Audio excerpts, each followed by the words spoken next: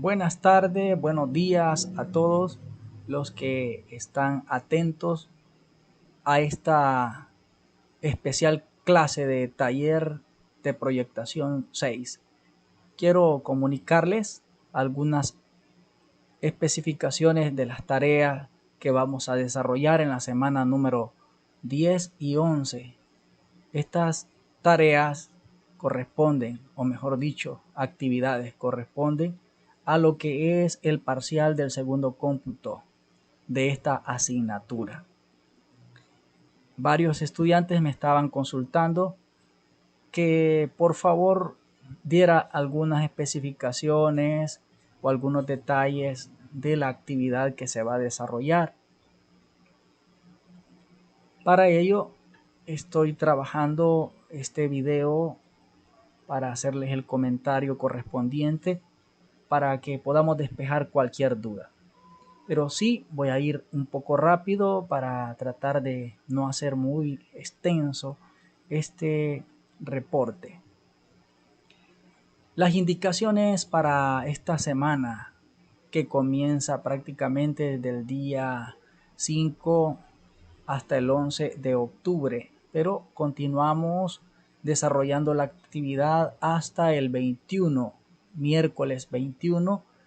Esta actividad se va a desarrollar en grupo. Las diapositivas adjuntas a esta semana y los recursos complementarios a esta son relacionadas a la tarea que significa el segundo parcial de esta asignatura, correspondiente al segundo cómputo. Esta será desarrollada de igual manera en grupo. Ya ustedes han expuesto de un tema de investigación, ese mismo grupo va a estar trabajando esta tarea conjunta. Se especifican en la diapositiva cuáles serán los parámetros a entregar y la fecha de entrega será el día miércoles 21 de octubre. Los comentarios y consultas se discutirán en las clases siguientes. Esperamos que no tengamos ningún inconveniente con lo que es la plataforma para que podamos hacer correspondientemente las clases y así tener algunas observaciones, críticas, comentarios sobre este proyecto que pretendemos ejecutar. Bueno, dentro de estos documentos encontramos la información. Ustedes los pueden descargar, los pueden revisar, ¿verdad? En el caso de la diapositiva se nos habla de algunas generalidades del proyecto y algunas especificaciones técnicas y requerimientos para la ejecución del diseño. Y en lo que es el recurso complementario es un folleto donde se nos ilustra algunas ejemplificaciones de proyectos.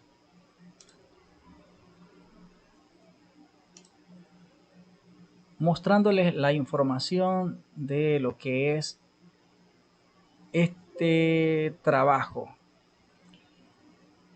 La investigación o el proyecto de tarea de parcial va a consistir en la ejecución de una vivienda que tiene que ver con una zona de riesgo. La zona de riesgo ustedes la van a tener que proponer, la zona que ustedes identifiquen en el plano o en los planos de riesgos de nuestro país, El Salvador. Ustedes van a identificar dónde recomiendan el proyecto que ustedes proponen como vivienda, ¿verdad? Para situaciones por riesgo de inundación. Ese es el tema de investigación. Y también se ha de proponer, como se especifica más adelante, lo que es un diseño. Ya veremos. Como siempre, estamos al servicio de ustedes para poder orientarles en lo mejor que podamos, ¿verdad? Su servidor, arquitecto Reinieri Abrego del CID. El dicho plan se está identificado que el departamento tiene más zonas de riesgo, ¿verdad? Sobre todo en la parte de San Salvador, con 611 zonas identificadas como zonas de riesgo. Esos son datos generales Luego La Libertad con 366, La Paz 218 y Usulután 210, una zona que está en la costa de nuestro país y por ende tiene algunos riesgos bastante relacionados a las zonas de riesgo por inundación. Sonsonate 182, San Miguel 177, sobre todo por, ¿verdad?, el río conocido como Río Grande, ustedes ya lo conocen. Santa Ana 164, San Vicente 141 y así sucesivamente. Podemos ver que hay varias zonas en nuestro país que tienen actividades o zonas de riesgo. Acá aparece un mapa donde se ilustra la zona de la subregión de San Miguel. Todo este mapa que ustedes ven, ¿verdad?, representa a los municipios que quedan según el plan, ¿verdad?, subregional de la ciudad de San Miguel y de la zona de San Miguel. Este es el plano donde se identifican cada uno de los municipios que corresponden a esta. Y desde aquí vamos a comenzar a identificar algunas cualidades o características de estas zonas, ¿verdad? Y cuáles son las zonas que identificamos como prominentes o con posibilidades de riesgos por inundación. Como ven, aquí están las leyendas a un extremo y también la ubicación general con relación a nuestro país, El Salvador.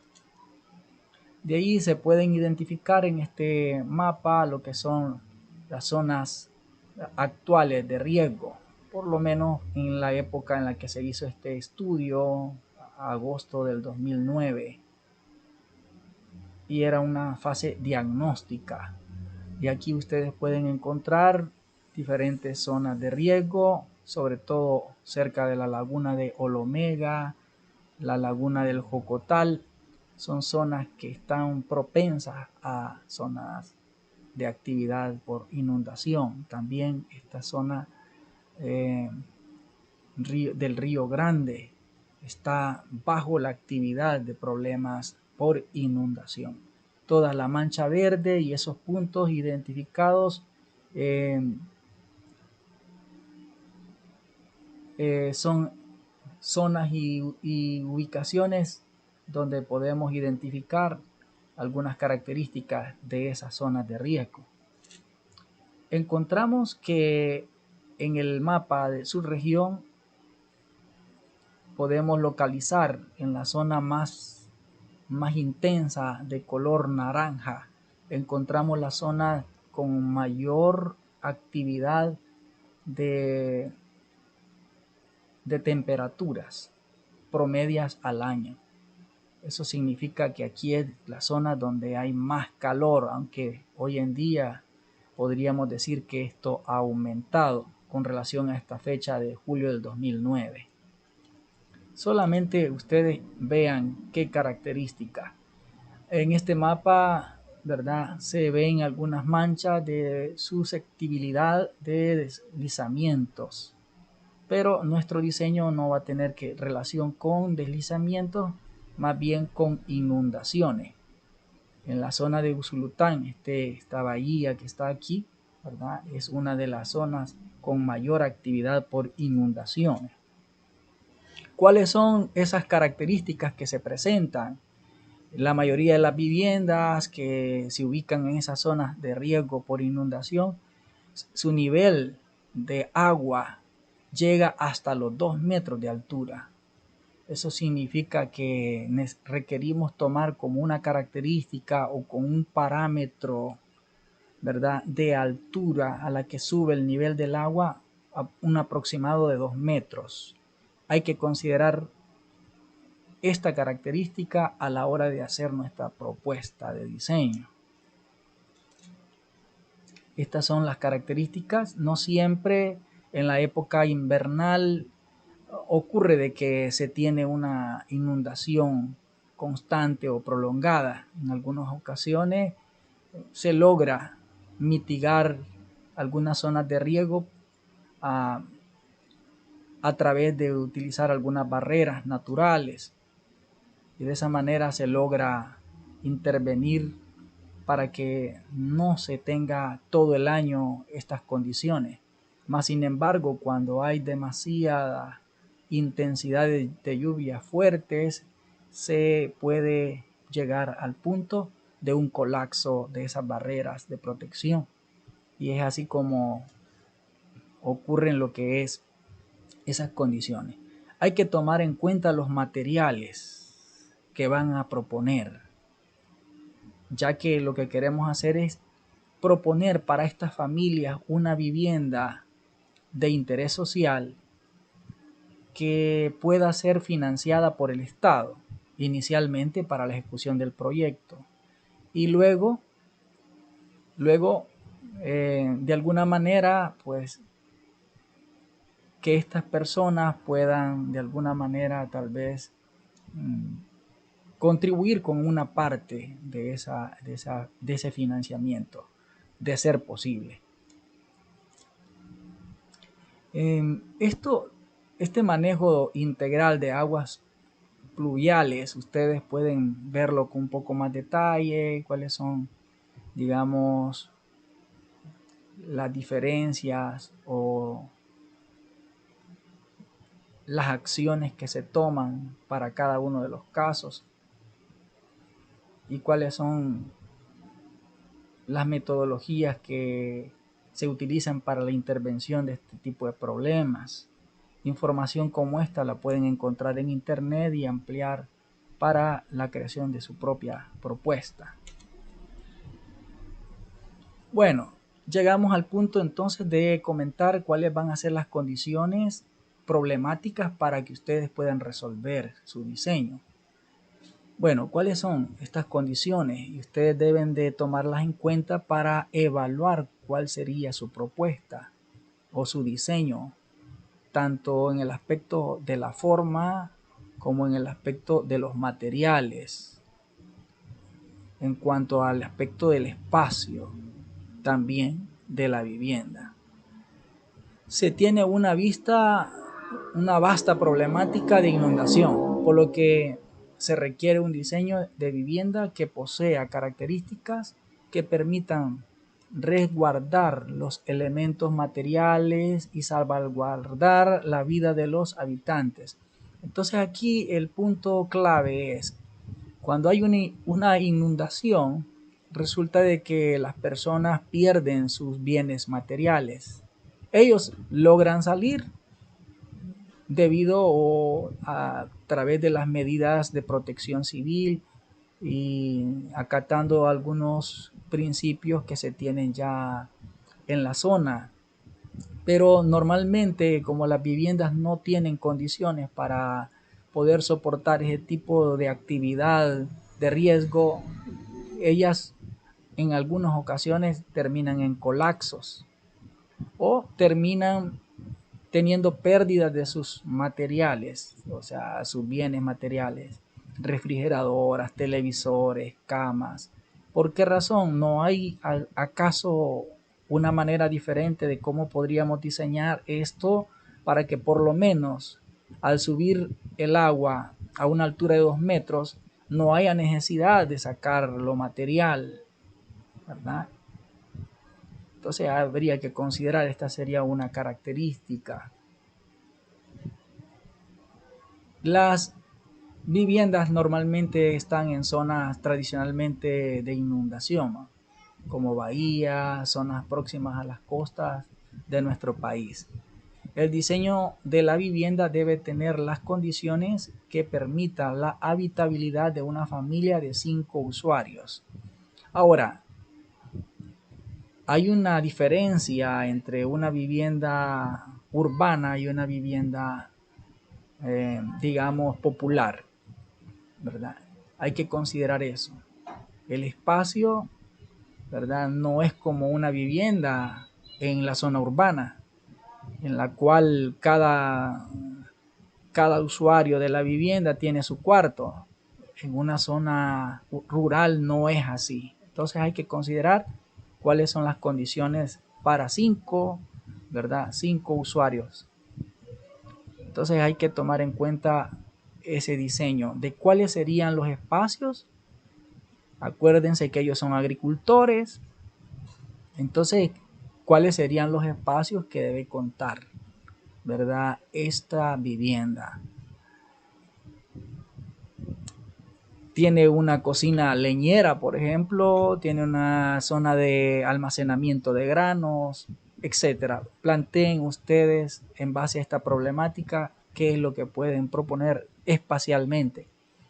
La vivienda debe cumplir sí con las características de intereses a nivel social. No es para millonarios, no, que hay que considerar que la propuesta es para que el gobierno posibilite lo que es el financiamiento de estas viviendas. Otra característica es el nivel promedio de inundación que se manejará para este diseño será de 2 metros de altura. Quiere decir que el agua en esa zona seleccionada rondará promediamente una altura de 2 metros. Quiere decir que una inundación de 1 metro de agua, no necesariamente las personas se tienen que salir de su vivienda, ¿verdad? O sí, se puede salir las personas, pero necesariamente no van a echar a perder sus bienes materiales. Entonces hay que tomar en cuenta cómo y qué sistema constructivo podemos utilizar para hacer esta propuesta.